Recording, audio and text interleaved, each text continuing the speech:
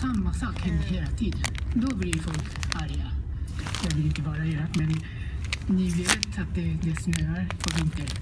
Men varje år i början av vintern blir tågen försenade på grund av snö. Så skulle det inte vara snöade mycket. Nästa år tänker de så vi måste göra något åt det. Jag fick grottkvinnan. Ska bygga ihop den. Och hur tänkte du då? Du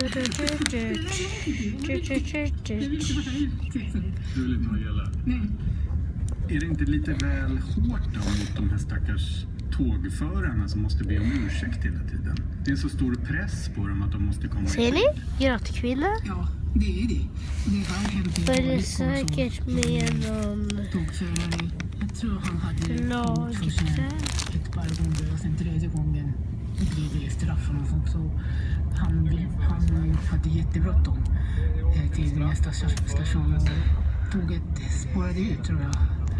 För han svängde för fullt. Så det blev en stor katastrof där nära Osaka. Så det är inte så att det är jättebra med. Så någonstans mitt emellan tycker jag skulle vara bäst. Här i Sverige så är det ganska vanligt